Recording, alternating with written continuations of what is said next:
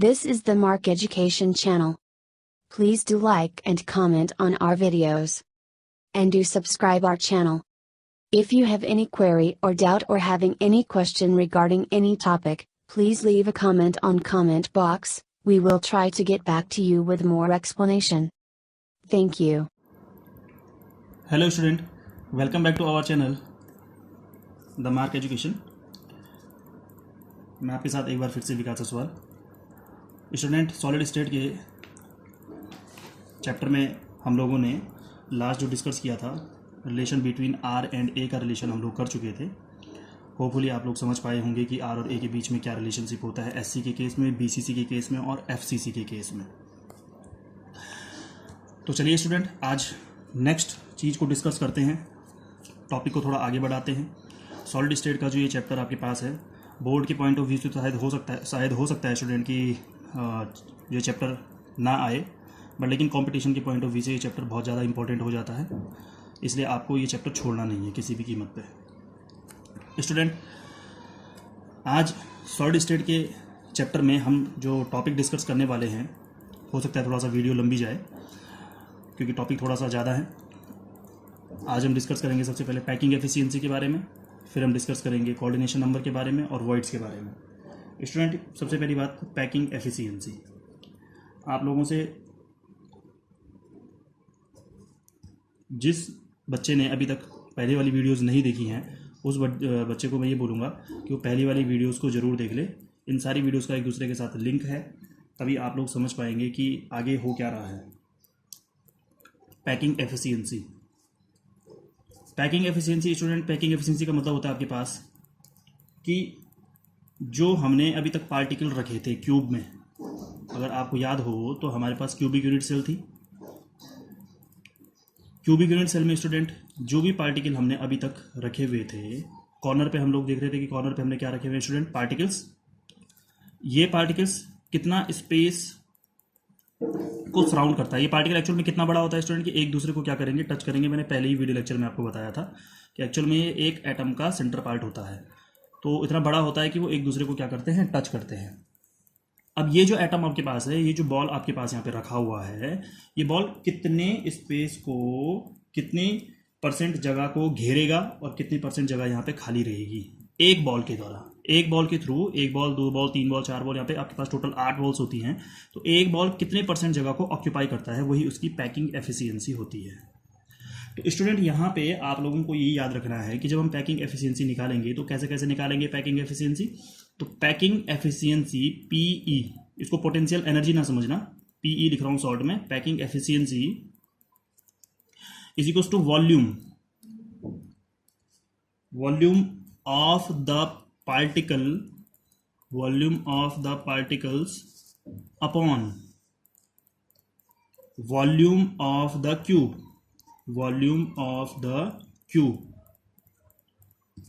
Student, इस समय आप लोगों को जो नोट्स मैं यहाँ पे आपके साथ बना रहा हूँ, जो मैं आपको नोट्स के थ्रू जो समझा रहा हूँ, ये सब कुछ वीडियो लेक्चर के थ्रू जो आपको समझाया जा रहा है, इसको आप अपने नोट्स में जरूर सेव कीजिए।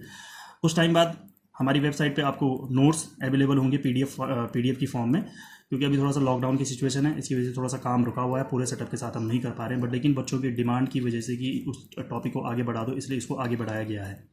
तो आप लोग नोट्स को कंटिन्यू अपना बनाते रहें, क्योंकि स्टूडेंट हम यहाँ पे क्या निकाल रहे हैं, परसेंटेज निकाल रहे हैं। पैकिंग एफिशिएंसी में क्या निकाल रहे हैं कि कितनी परसेंट जगह इसने घेरी हुई है। तो यहाँ पे परसेंटेज कितना होगा हमारे पास, परसेंटेज निकालते हैं हम लोग तो कितने का मल्टीप्लाई करते हैं स्टूडेंट, ऑलवेज 100 का, है ना। अब स्टूडेंट, जो ये वॉल्यूम ऑफ द पार्टिकल यहाँ पे लिखा हुआ है, तो पैकिंग एफिशिएंसी हम 3 केस में ही निकालेंगे। Packing efficiency in case of SC, packing efficiency in case of BCC, packing efficiency in case of FCC. तो स्टूडेंट, पहली बात करते हैं कि packing efficiency in case of simple cubic, SC के केस में पैकिंग एफिशिएंसी क्या होगी, मतलब एससी के केस में जो पार्टिकल्स होता है वो कितनी परसेंट जगह को ऑक्यूपाई कर पाता है। ठीक है, तो स्टूडेंट सबसे पहली बात तो ये है कि ये जो आपके पास है, ये अगर आप इसको देखो तो ये एक स्पेयर की तरह है, आपको दिख रहा होगा यहाँ पे, ये स्पेयर की तरह है। और स्पेयर के वॉल्यूम का जो फॉर्मूला होता है स्टूडेंट, क्या होता है आपके पास, volume of the particle. Particle कैसा है, पार्टिकल किसकी तरह दिख रहा है हमें, पार्टिकल दिख रहा है स्पेयर की तरह, एक स्पेयर की तरह हमें ये दिख रहा है। अब जो स्पेयर है, स्पेयर की वॉल्यूम का फॉर्मूला क्या होता है स्टूडेंट, आप लोग अच्छी तरीके से जानते हैं कि volume of the sphere is equal to कितना होता है, 4/3 पाई आर क्यूब होता है आपके पास, 4/3 पाई आर क्यूब। तो इसका मतलब कि वॉल्यूम ऑफ द पार्टिकल की जगह पे हम क्या पुट करेंगे, 4/3 pi r cube. Okay student. अब volume of the cube, cube का वॉल्यूम का फॉर्मूला क्या होता है student, we know that a cube, हम अच्छी तरीके से जानते हैं, मैथ्स में आप लोगों ने फॉर्मूला पढ़े होंगे कि sphere, volume of the sphere क्या होता है 4/3 पाई आर क्यूब, और वॉल्यूम ऑफ द क्यूब क्या होता है आपके पास ए क्यूब मल्टीप्लाइड बाई 100। जैसे मैं एससी में कर रहा हूं सेम आपको एफसीसी में करना है। ओके, तो स्टूडेंट क्या हो जाएगा यहां पे 4/3 पाई आर क्यूब, पाई की वैल्यू आप लोग अच्छी तरीके से जानते हैं 3.14। अब आर की वैल्यू हमें पता है, एससी के केस में आर का रिलेशन हमने निकाला था। मैं आपको इसीलिए बार बार बोल रहा हूं कि जिसने इससे पहले वाली वीडियो नहीं देखी है उस वीडियो को जरूर देख ले, क्योंकि मैं यहाँ पे एससी का जो है सीधा सीधा आपके पास आर वाला रिलेशन लिखूंगा, बताऊंगा नहीं कैसे कैसे आया था, इससे पहले मैं बता चुका हूं। क्योंकि एससी के लिए जो हमारे पास आर का जो रिलेशन आता है वो कितना आता है, a/2 आता है कि नहीं आता है एससी के लिए। एससी के लिए जो आर इज इक्वल टू होता है वो कितना होता है, a/2। तो हम इस a/2 को r की जगह पे पुट कर लेंगे यहाँ पे, तो a/2 multiplied by a/2 multiplied by a/2, नीचे क्या है आपके पास a क्यूब, तीनों ये यहाँ से क्या हो जाएंगे स्टूडेंट, कट हो जाएंगे। अब स्टूडेंट जब आप टोटल कैलकुलेशन करोगे तो ये टोटल आपके पास जो आएगा ये आता है आपके पास 52%, 52%। ओके 52%, 52%। ठीक है। अब पैकिंग एफिशिएंसी, तो स्टूडेंट 52% आपके पास इसकी पैकिंग एफिशिएंसी आती है।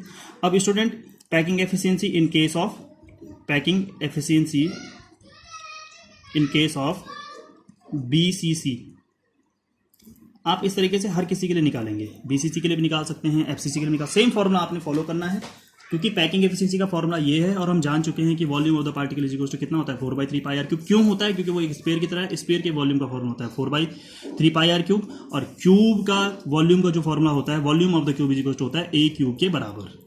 और आर का आपको रिलेशन में करा चुका हूं, आप उसको पुट कीजिए और निकालते रहिए। देखिए बीसीसी के केस में आप कैसे निकालेंगे, सेम आपको फॉलो करना है, 4/3 pi r cube upon a cube into 100। अब स्टूडेंट यहाँ पे क्या हो जाएगा 4/3 पाई की वैल्यू फिर से आप क्या करेंगे 3.14। अब अगर आपको याद हो तो बीसीसी के केस में आर और ए के बीच में क्या रिलेशन मैंने आपको बताया था, अगर आपको याद हो, a√3/4, a√3/4 कितने टाइम है यहाँ पे 3 टाइम, तो मल्टीप्लाइड कितने बार हो जाएगा, यानी कि 3 बार। ए क्यूब है ना, आर क्यूब है ना यहाँ पे, तो आर की क्यूब के मतलब हम इसको 3 बार लिखेंगे, a/√3/4, और नीचे आपके पास फिर से अगेन क्या आ जाएगा ए क्यूब। अब ए क्यूब से क्या हो जाएंगे आपके पास, तीनों ए कैंसिल आउट, तो √3 की जो वैल्यू आपके पास स्टूडेंट होती है 1.732, आप कैलकुलेटर का यूज करके √3 की वैल्यू, और यहाँ से 1/4 तो आपके पास क्या हो जाएगा, कैंसिल आउट हो जाएगा। और टोटल कैलकुलेशन जब आप यहाँ से निकालेंगे तो स्टूडेंट ये आपके पास आएगा, टोटल कैलकुलेशन सिर्फ आपको कैलकुलेशन ही करनी है, इसका कैलकुलेशन करना आपको ईजिली आपको आ जाएगा। तो टोटल कैलकुलेशन जब आप करेंगे यहाँ पे तो स्टूडेंट ये आ जाएगा आपके पास 68%, 68%। ठीक है। बीसीसी के केस में आपके पास आर इज इक्वल टू कितना होता है, a√3/4। हम लोग पीछे इसको कर चुके हैं, पीछे का मीन पिछली वीडियोस में, तो आप लोगों ने अगर वो वीडियो नहीं देखी तो आपको देखनी पड़ेगी। ओके। अब देखिए स्टूडेंट, नेक्स्ट आपके पास है packing efficiency in case of FCC, या packing efficiency for FCC, case of FCC for FCC, आप कुछ भी लिख लीजिए, कोई फर्क नहीं पड़ता उससे। सेम आपके पास क्या हो जाएगा student, 4/3 pi r cube upon a cube. अब बताइए एफसीसी के लिए आर का जो रिलेशन निकाला था हमने, क्या निकाला था, are is equal to a√2/4, ये निकाला था। इस वैल्यू को आर की जगह पे पुट कर देंगे, तो 4/3 3.14 a√2/4 a√2/4 and a √2/4 upon a cube. अब ए क्यूब से तीनों ए क्या हो जाएंगे आपके पास, cancel out, is equals to जो टोटल आएगा आपके पास स्टूडेंट यहाँ पे 74%। तो स्टूडेंट इसमें आप लोगों को ये पता चला कि जो आपके पास वहां पे पार्टिकल रखे हुए हैं, जो ये पार्टिकल यहाँ पे रखे हुए हैं, तो एससी के केस में जो पार्टिकल रखा हुआ है हम लोगों ने, तो वो एक पार्टिकल कितने स्पेस को ऑक्यूपाई करता है, 52% स्पेस को ऑक्यूपाई करता है। बाकी अनऑक्यूपाई स्पेस कितना बच जाएगा, 100 - 52 कर दो, वो उतना अनऑक्यूपाई आ जाएगा। इसके लिए एक टेबल बना देते हैं हम लोग यहाँ पे, पैकिंग एफिशिएंसी, ठीक है, for SC, for BCC, for FCC. Okay, अब पैकिंग एफिशिएंसी हमने यहाँ पे बना लिया है, तो यहां पे लिख देते हैं ऑक्यूपाई स्पेस, और यहां पे कर देते हैं अनऑक्यूपाइड। ये बहुत इंपॉर्टेंट है आपके लिए, कई बार कंपटीशन में अनऑक्यूपाइड स्पेस के बारे में पूछा जाता है। एससी के लिए ऑक्यूपाइड स्पेस अगर हम देखें, और एक हम यहां पे ये भी लिख लेते हैं, रिलेशन बिटवीन आर एंड ए। तो देखिए स्टूडेंट, एससी के केस में ये टेबल बना के तैयार कर देते हैं। एससी के केस में ऑक्यूपाइड स्टेट कितना आया था हमारे पास, अभी आपने निकाला 52%, तो यहाँ पे लिख देंगे आप कितना है, 52%। हमारे पास ऑक्यूपाइड स्पेस है 52%। बीसीसी के केस में हमारे पास ऑक्यूपाइड स्पेस कितना था हमारे पास, बीसीसी केस में हमने अभी निकाला है 68%। एफसीसी के लिए कितना निकाला हम लोगों ने, 74%। यहाँ देखिए आपके पास 52, 68 एंड 74। तो स्टूडेंट 52% अगर ऑक्यूपाई किया है तो अनऑक्यूपाई कितना बच जाएगा, अनऑक्यूपाई कितना हो जाएगा, 100 - 52, 100 - 52 कितना हो जाएगा आपके पास, 48%, जो कितना होगा, अनऑक्यूपाइड होगा। अब आपके पास अनऑक्यूपाइड इसमें कितना होगा, 100 - 68, 100 - 68 कितना आ जाता है आपके पास, 100 - 68 हो जाएगा आपके पास 30, 100 - 68, 32%, और 100 - 74 कितना हो जाएगा आपके पास, 26%। ओके, 100 - 26%। तो ये इसका अनऑक्यूपाइड स्पेस है, इतना स्पेस वहां पे खाली रहेगा, और ये इसका ऑक्यूपाइड स्पेस है, इसने स्पेस को ऑक्यूपाई करेगा। कौन, जो पार्टिकल आपके पास वहां पे हमने रखे हुए हैं यूनिट सेल के ऊपर। ठीक है, रिलेशन इसका क्या है, R = A/2। ठीक है, ये वाला रिलेशन जो मैं आपको अभी बता रहा हूँ, R = A/2, ये रिलेशन मैं करा चुका हूँ आपको पहले। रिलेशन कहाँ से बनता है ये भी मैंने आपको बताया था। ठीक है, इससे पहले वाली वीडियो में रिलेशन भी आपको बताया गया है, उसका डेरिवेशन पूरा आपको बताया गया है। ठीक है, तो स्टूडेंट आपके पास बीसीसी के केस में A√3/4, और एफसीसी के केस में R = A√2/4। ये आपके पास इसकी टेबल बनकर तैयार हो जाती है पैकिंग एफिशिएंसी के केस में। तो स्टूडेंट यहाँ पे आपके ये पैकिंग एफिशिएंसी है जो पार्टिकल्स के लिए, कितने पार्टिकल्स ने कितने स्पेस को सराउंड किया हुआ है और कितना उसका अनऑक्यूपाइड स्पेस है, उसका रिलेशन RA का एक फ्लो चार्ट हमने बना लिया। अब स्टूडेंट बात करते हैं दूसरी, कोऑर्डिनेशन नंबर की तरफ चलते हैं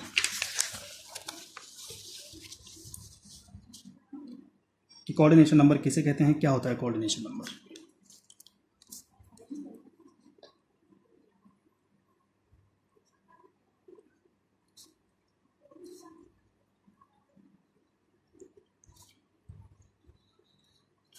तो स्टूडेंट कोऑर्डिनेशन नंबर का मतलब होता है आपके पास कि कितने पार्टिकल्स एक पार्टिकल को टच कर रहे हैं, कितने पार्टिकल्स एक पार्टिकल को टच कर रहे हैं, वही उसका कोऑर्डिनेशन नंबर निकल के आता है। बोलने का मतलब ये है कि सपोज दैट कोई एक कैटायन है, तो उस कैटायन को कितने एनायन सराउंड करेंगे। याद रखिएगा, सपोज दैट मेरे पास यहाँ पे सपोज दैट कोई एक कैटायन है, सपोज दैट ये Na+ है। ठीक है, ये एक कैटायन है। अब इस कैटायन को सपोज दैट इस तरीके से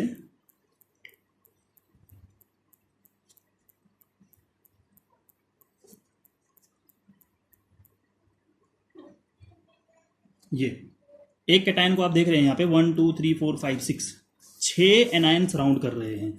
तो इसका मतलब इस केस में Na+ का जो कोऑर्डिनेशन नंबर है वो कितना है, 6। स्टूडेंट ये सारा का सारा मैंने आपको पहले बोला था कि सॉलिड स्टेट जो है उसकी थ्योरी आपको पढ़नी पड़ेगी। सारा का सारा प्रैक्टिकल पे बेस्ड है, एक्सपेरिमेंट हो चुके हैं, तब जाके पता चलता है कि कोऑर्डिनेशन नंबर एक्चुअल में NaCl का जब क्रिस्टल बनता है तो उसमें 6 ही आते हैं। मतलब एक कैटायन को कितने Cl सराउंड कर रहे हैं या एक एनायन को कितने कैटायन सराउंड कर रहे हैं, ये हमेशा याद रखना कि एक कैटायन को कभी कैटायन नहीं सराउंड करते और एक एनायन को कभी एनायन सराउंड नहीं करते। कैटायन को हमेशा एनायन ही सराउंड करेंगे। कोऑर्डिनेशन नंबर की जो एग्जैक्ट डेफिनेशन आप लिखेंगे तो डेफिनेशन आपके पास ये है, nearest neighbour to nearest neighbour, आप बोलेंगे नियरेस्ट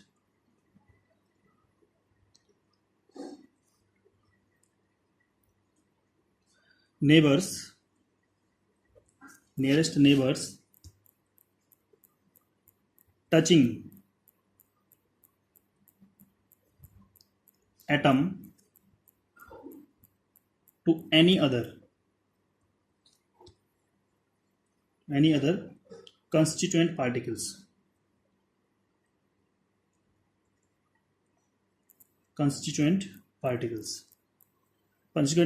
बोलो आप, या एटम भी बोल सकते हो क्योंकि वो पार्टिकल है क्या, एक्चुअल में एटम ही है।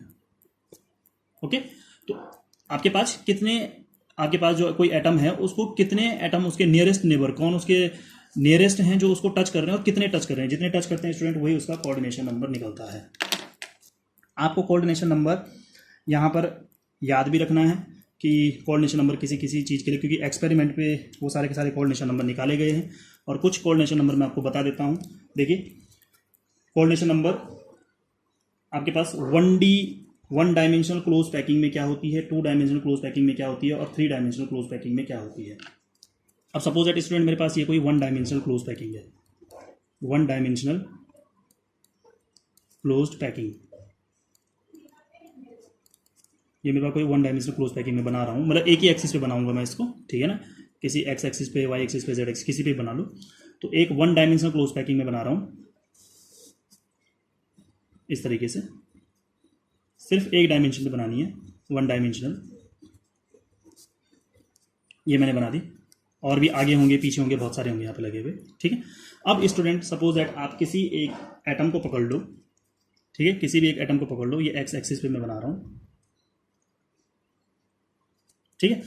सपोज दैट मैंने इस एटम को पकड़ा, तो स्टूडेंट इस एटम को कितने एटम सराउंड कर रहे हैं यहाँ पे, देखिए एक ये कर रहा है, कितने एटम टच कर रहे हैं, एक ये कर रहा है और एक ये कर रहा है। तो इसका मतलब in case of 1 dimensional close packing coordination number कितना निकल रहा है यहाँ पे, coordination number is equals to 2, मतलब एक को कितने आपके पास टच कर रहे हैं, 2 टच कर रहे हैं, तो इसका मतलब कितना आ जाएगा आपके पास यहाँ पे 2, ठीक है। ये सारे डायग्राम आपको एनसीईआरटी की बुक में मिल जाएंगे, आपकी आईएससी की बुक में आपको मिल जाएंगे, कॉम्पिटिशन की बुक में आपको मिल जाएंगे, सारे के सारे डायग्राम। बस हमें समझना होता है कि कितने एक्चुअल में उसको टच कर रहे हैं। अब यहाँ पे इसको मत पकड़ लेना, नहीं तो आप सोचोगे कि इसको तो एक ही टच कर रहा है, आगे भी है इसके भी आगे की तरफ है पार्टिकल्स, मैंने छोटा सा बना रखा है, बहुत बड़ा अरेंजमेंट होता है हमारे पास, ठीक है ना। देखिए नेक्स्ट आपके पास जो है 2 डायमेंशनल पैकिंग के लिए, अब देखिए स्टूडेंट हमारे पास 1 डायमेंशनल क्लोज पैकिंग होती है और एक होती है आपके पास 2 डायमेंशनल क्लोज पैकिंग। थोड़ा ध्यान से आप लोग इसको देखना, क्लियर हो जाएगा एक ही बारी में, ठीक है।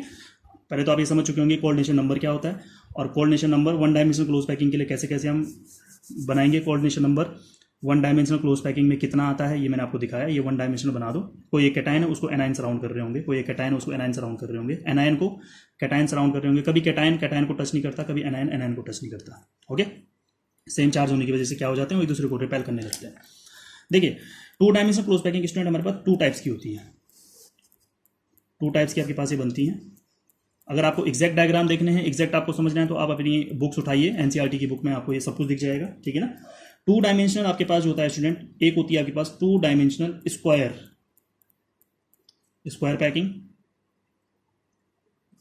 2 डायमेंशनल स्क्वायर पैकिंग, और एक होती है आपके पास 2 dimensional hexagonal close packing. SCP का मतलब आपके पास हेक्सागोनल क्लोज पैकिंग, ठीक है, हेक्सागोनल क्लोज पैकिंग,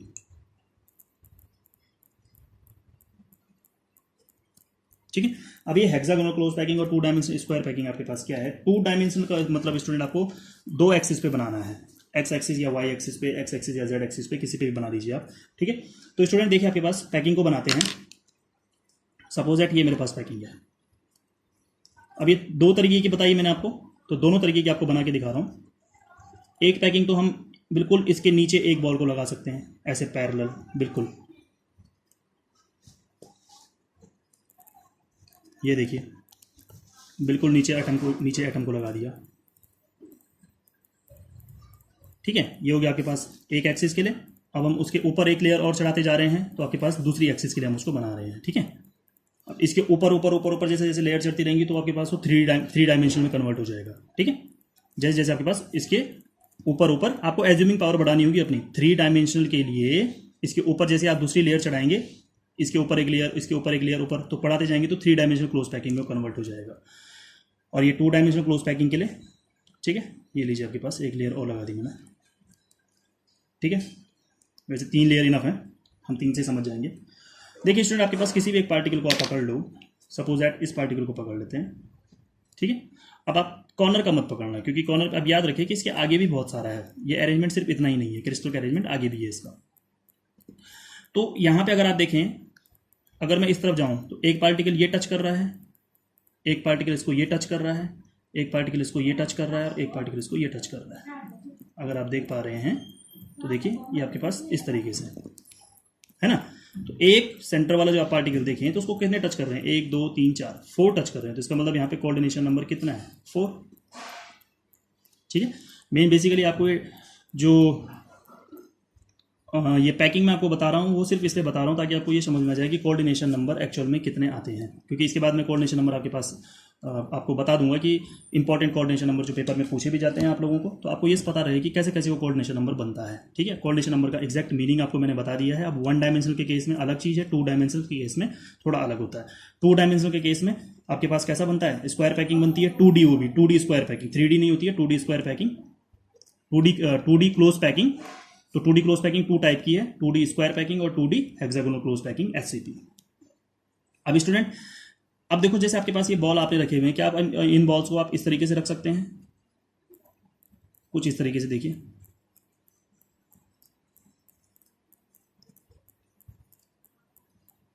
ये यहाँ पे बीच में, इनके बीच में पैरेलल नहीं किया, ऐसे बीच बीच में बॉल को लटका दिया, ऐसे बीच में ऐसे लगा दिया, बीच मतलब 2 बॉल के बीच में एक बॉल को रख दिया इस तरीके से, 2 बॉल के बीच में एक बॉल को रख दिया इस तरीके से, इस तरीके से।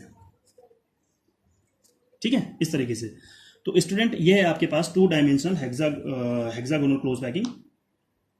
ये आपके पास, इसका एक और नाम मैं आपके पास लिख देता हूं, इसको एक और नाम से जाना जाता है 2 डायमेंशनल रेगुलर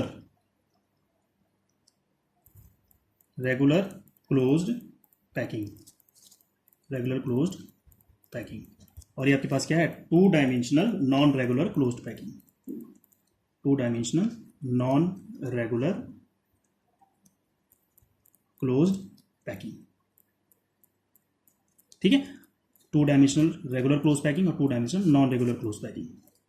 अब स्टूडेंट यहाँ पे एक क्वेश्चन भी पूछ देता है कई बार कि कौन सा इसमें से ज़्यादा स्टेबल है, 2 डायमेंशनल रेगुलर क्लोज पैकिंग ज़्यादा स्टेबल होता है या 2 dimensional non regular close packing ज़्यादा स्टेबल होता है। तो स्टूडेंट यहाँ पे देखिए आपके पास ये सारे एक दूसरे के साथ पैरेलल लगे हुए हैं, एक के नीचे एक के नीचे एक ऐसे करके लगे हुए।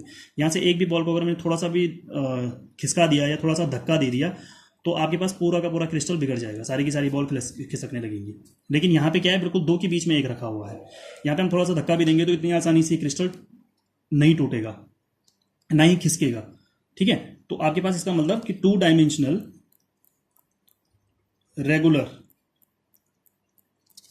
Close packing, 2 dimensional regular close packing is more stable than 2 dimensional non regular closed packing. ठीक है, ये स्टेबिलिटी आपको याद रखनी है किसकी ज़्यादा होती है इसमें। ठीक है, बहुत बारी क्वेश्चन पूछ लेता है स्टेबिलिटी बेस्ड। ठीक है, कि कौन ज़्यादा स्टेबल होगा, 2 डायमेंशनल रेगुलर क्लोज पैकिंग ज़्यादा स्टेबल होगी या 2 डायमेंशनल नॉन रेगुलर। तो नॉन रेगुलर वाली ज़्यादा स्टेबल होती है, क्योंकि आपके पास यहाँ पे कैसा है, पैरेलल नहीं है। थोड़ा सा भी अगर हम यहाँ पे अगर इसको खिसकाएंगे क्रिस्टल को तो ये नहीं टूटेगा। ठीक है, यहाँ पे खिसकाएंगे तो ये थोड़ा सा धक्का लगने पे सारी की सारी बॉल इधर उधर हो जाएंगी। तो आप देखिए इस वाले पार्टिकल को अगर आप देखें तो कितने पार्टिकल इसको टच कर रहे हैं, तो आप अगर देख सकते हैं, देखिए ये एक पार्टिकल है, इसको एक ये टच कर रहा है, एक ये टच कर रहा है। ठीक है एक ये टच कर रहा है, एक ये टच कर रहा है, एक ये टच कर रहा है और एक ये टच कर रहा है। टोटल अगर आप गिनेंगे तो 1 2 3 4, 5 एंड 6। तो इसका मतलब coordination number 2 dimensional close packing के लिए कितना आ रहा है? 6। Coordination number 2 dimensional close packing में हेक्सागोन 2 डायमेंशनल एससीपी के लिए 6 है। 2 डायमेंशनल स्क्वायर पैकिंग के लिए अगर आप इसको मिलाएंगे तो एक स्क्वायर बन जाएगा। यहाँ पे 2 डायमेंशनल स्क्वायर पैकिंग के लिए कितना आ जाएगा आपके पास? 2 डायमेंशनल स्क्वायर पैकिंग के लिए कोऑर्डिनेशन नंबर 4, ठीक है। और 2 डायमेंशनल हेक्सागोनल क्लोज पैकिंग के लिए कोऑर्डिनेशन नंबर 6 और 1 डायमेंशनल क्लोज पैकिंग के लिए कोऑर्डिनेशन नंबर कितना आपके पास? 2 है। क्यों है? क्योंकि आपके पास नियरेस्ट नेबर उसके कितने टच कर रहे हैं वो हम देख रहे हैं आपके पास। इस तरीके से आपके पास यहाँ पे इस चीज को आपको समझना है, ठीक है। आप लोग इसको मिलाओगे तो एक इस तरीके से ऑक्टाहेड्रल शेप भी जनरेट हो जाएगा यहाँ पे,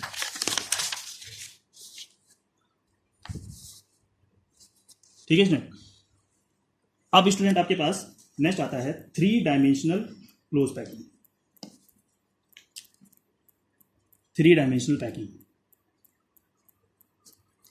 अब ये 3 डायमेंशनल पैकिंग स्टूडेंट आपके पास जो है ये आपके पास 3 टाइप की होती है,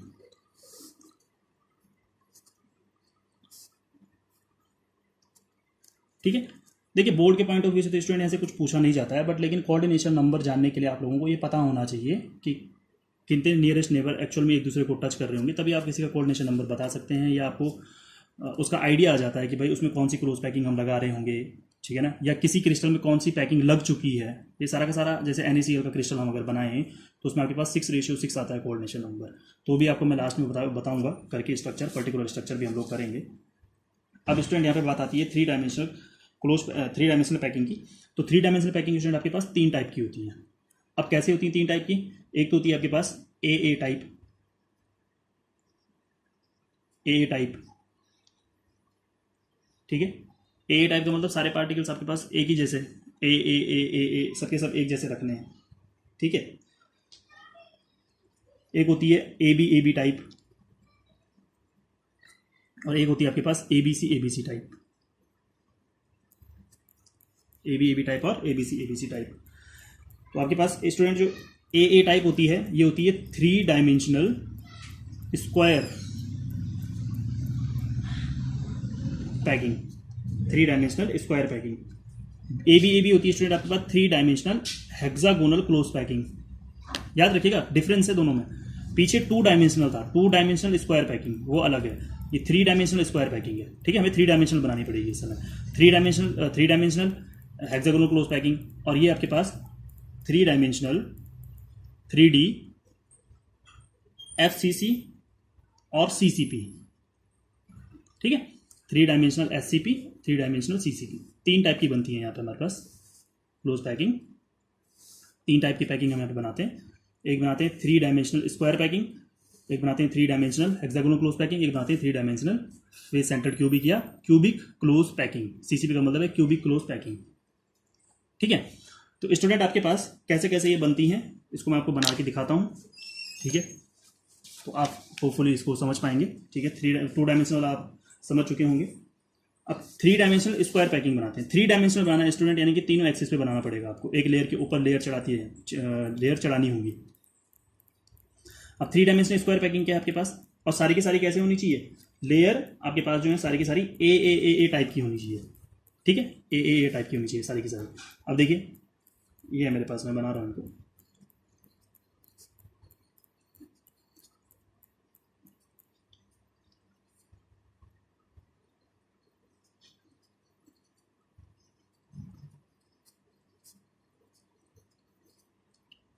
ठीक है। ये रही स्टूडेंट आपके पास। अब एक तो आपने स्टूडेंट क्या कर दिया, एक्स एक्सिस पे बना दिया इस तरीके से, एक आपने वाई एक्सिस पे बना दिया इस तरीके से, एक जेड एक्सिस के लिए भी आपको करना पड़ेगा। तो जेड एक्सिस अब यहाँ पे जो मैं आपको दिखा रहा हूँ इस ब्लैक पेन से दिखा रहा हूँ, क्या होगा स्टूडेंट, इन बॉल के ऊपर एक और लेयर होगी, लेयर के ऊपर एक और लेयर होगी। तो उसको मैं इस तरीके से दिखा देता हूँ, छोटी छोटी बॉल लगा लेते हैं अंदर की तरफ से। ये आप ये मत समझना इसके अंदर है, ऊपर है इसके, ठीक है। एज्यूमिंग पावर बढ़ानी पड़ेगी तभी जाके चैप्टर समझ में आएगा क्लियरली, ये इस तरीके से। अब स्टूडेंट हमें कोऑर्डिनेशन नंबर जानना है कि भाई कोऑर्डिनेशन नंबर इसमें क्या आ रहा है। तो कोऑर्डिनेशन नंबर इसका आता है 6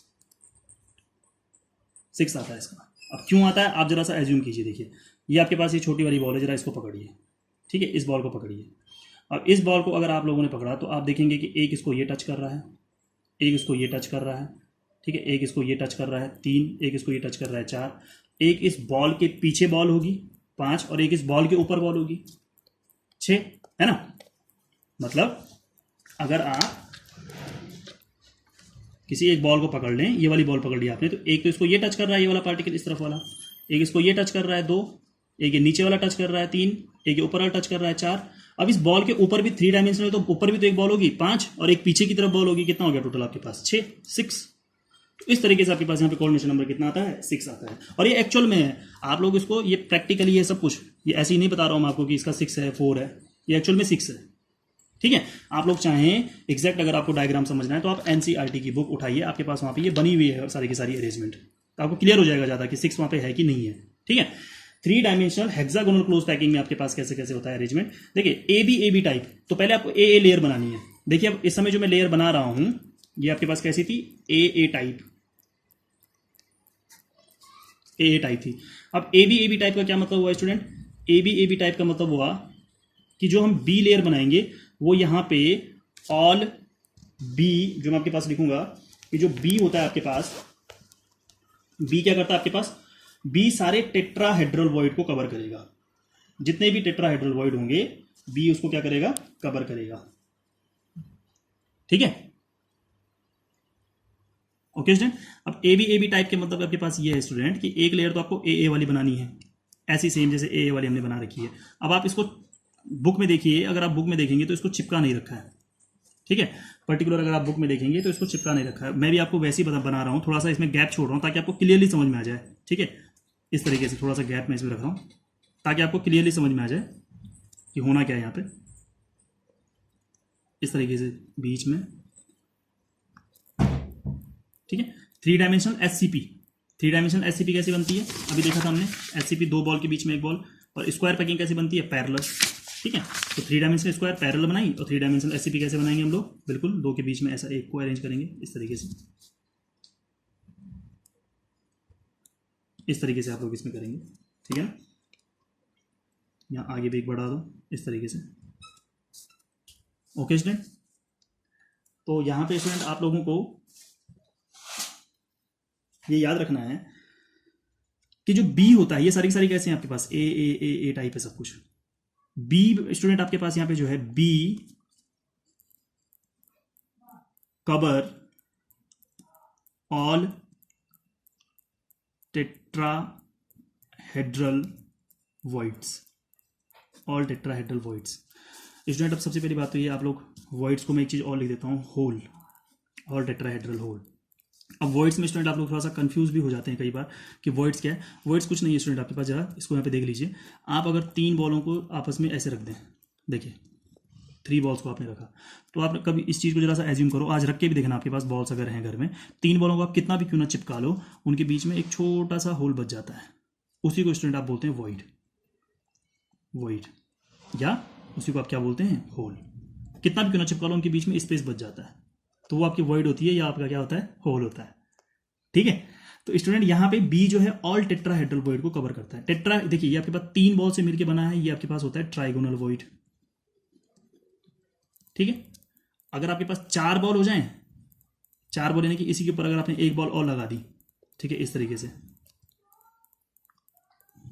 ये देखिए थोड़ा सा मैं गैप छोड़ रहा हूँ जैसे मैंने यहाँ पे छोड़ा हुआ है ताकि आपको क्लियरली समझ में आ जाए। एक बॉल और लगा दी इसके ऊपर से,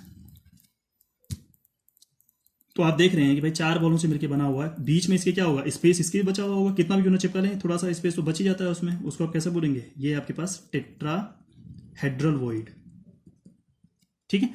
ऐसे आपके पास ऑक्टाहेड्रल वॉइड होती है, वो 8 बॉल से नहीं 6 बॉल से मिलकर बनता है, ठीक है, 6 बॉल से मिलकर बनता है इस तरीके से।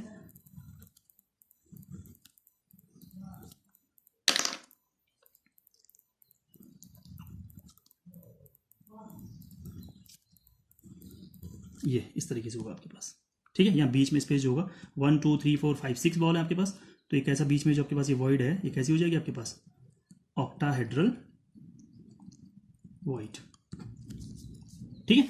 तो स्टूडेंट आप लोग यहाँ पे वॉइड का मतलब समझ चुके हैं कि वॉइड क्या होती है। तो बी जो है सारी टेट्राहेड्रल वॉइड को कवर करता है, बी जो है सारी टेट्राहेड्रल वॉइड को कवर करता है। देखिए मैं यहाँ पे इस तरीके से आपको इस ब्लैक पेन से दिखा रहा हूं, ये देखिए आपके पास, ठीक है, ये हो गया आपके पास इस तरीके से।